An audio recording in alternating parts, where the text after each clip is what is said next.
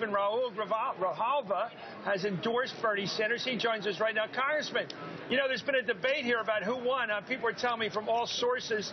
Some have now told me that Bernie won in some kind of poll that was just taken. What's your thinking about tonight? I think Bernie did well. I think Bernie had to today stay to the message, introduce the messenger to the American people, and he did that. And the issues that came up that were difficult for him, he handled them. And so I felt that he did well, and he was up on a stage as more than an equal as everybody else. And, you know, 4 months ago, he wasn't a beep on anybody's radar. Now he's formidable. Now he's there, and I feel very good about how he did, and the fact that his message got heard by a lot more people today. What do you make about the words he used tonight? His words, not the socialist label. I think that was dealt with. But words like, we need a revolution in this country. And he said to me in an interview just a few minutes, we need structural change. That means a shift away from the market system. It's a pretty radical thing to be talking about on television.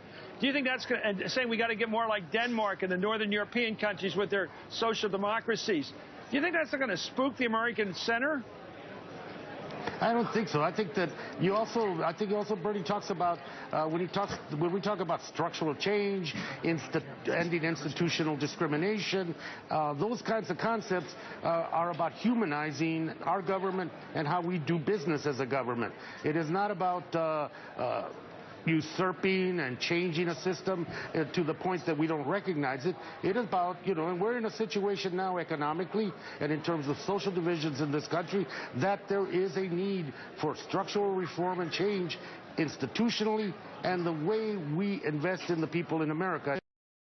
Bernie's been talking about, you cannot continue to have this economic divide, this concentration of wealth, and pretend that we're not going to make the situation economically in this country for the future generations worse than it is now.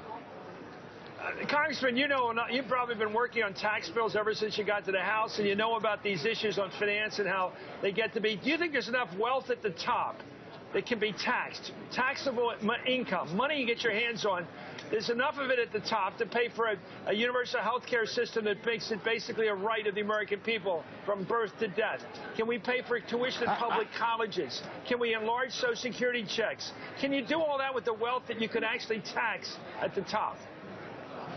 Once you create fairness in this taxation system in which, you know, the middle class and working folk and the poor don't end up having to pay the vast majority of the taxes in this country, you shift the burden. In shifting that burden, you also ask people to pay their fair share.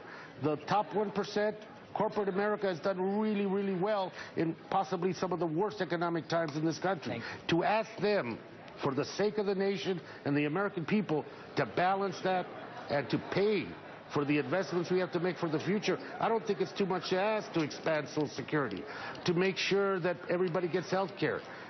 That's the humanizing aspect. And I think the American people have come to a conclusion that the way the system is now, it's rigged.